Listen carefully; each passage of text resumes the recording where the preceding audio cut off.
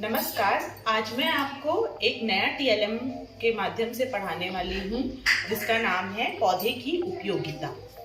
जैसा कि हम जानते हैं कि पौधे जो होते हैं वो हमारे लिए बहुत उपयोगी होते हैं और उसका हर एक भाग, चाहे वो जड़ हो, चाहे तना हो, चाहे पत्ती हो, इसका हर एक भाग हमारे लिए उपयोगी होता है। तो आज हम इस टीएलएम के माध्यम से पौधे की उपयोगिता के विषय में ही अध्ययन करेंगे। यह टीएलएम है, इसमें हम देखते हैं कि कौन कौन सी उपयोगिता है। जैसे ये है कि इमारती लकड़ी और मसाले। पौधों से हमें इमारती लकड़ियां मिलती हैं जिसका उपयोग हम फर्नीचर बनाने के लिए करते हैं। विभिन्न औषधियां भी मिलती हैं, औषधियां जिसको हम दवाई के लिए उपयोग में लाते हैं, जैसे तुलसी, नीम, ऐसे बहुत सारे पौधे हैं जो बहुत औषधि गुणों से परिपूर्ण हो सकते हैं। आज जैसे वर्तमान में गिलोय का भी बहुत महत्व है, मतलब पौधे से हमें बहुत सारी औषधियां मिलती हैं।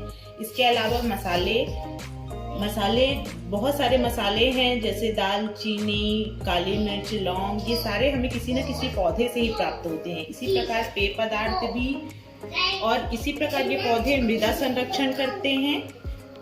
ये जो जड़ें होती हैं वो भूमि में मिट्टी को बहने नहीं देती। जड़ें जो होती है मिट्टी को बांध के रखती हैं। इस प्रकार से ये मृदा संरक्षण करती हैं। इसके अलावा ये जैव विविधता को बढ़ाने में सहायक होते हैं। पौधे आश्रय, मतलब पौधे की उपयोगिता आश्रय के लिए भी है। पौधे में विभिन्न प्रकार के बहुत सारे जीव जो हैं इसमें रहते हैं और ये इनका आश्रय स्थल होता है।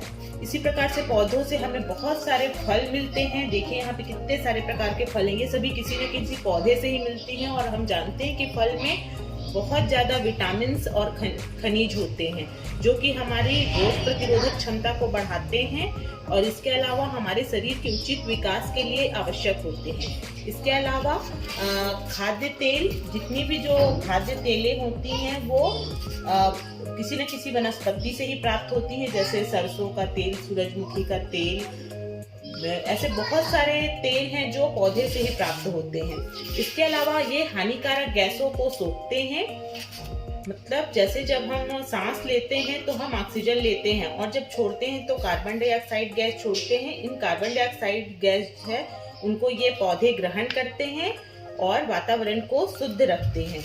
इसके अलावा पौधों से हमें बहुत सारे प्रकार की सब्जियां मिलती हैं।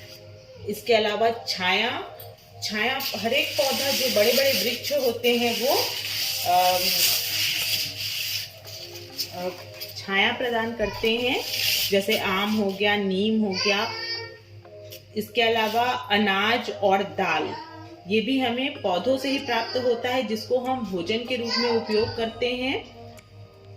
पौधे जो होते हैं पारिस्थितिक संतुलन को भी बनाए रखने में सहायक होते हैं, वायु को शुद्ध रखते हैं। इसके अलावा जल के संतुलन को बनाए रखते हैं। पौधों से हमें ऑक्सीजन मिलती है और पौधे जो है प्रकाश संश्लेषण की क्रिया में भी सहायक होते हैं। माध्यम से हम पौधे के हर एक भाग, जड़, तना, पत्ती, फूल, फल, सभी की उपयोगिता के विषय में बता सकते हैं बच्चों को कि वो किस किस रूप में उपयोगी है हमारे लिए। फूलों का भी जैसे कि बहुत ही महत्व है। फूल विभिन्न कलर के होते हैं, ये सजावट के लिए भी उपयोग में आते हैं। कई फूलों को हम खाने के लिए यूज करते हैं। बहुत सारे फूल ऐसे होते हैं जिसकी हम सब्जियां भी बनाते हैं।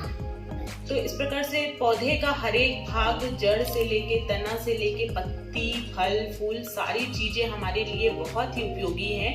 इसलिए हमें वृक्षारोपण अधिक से अधिक करना चाहिए और इन पौधों की सुरक्षा करनी चाहिए।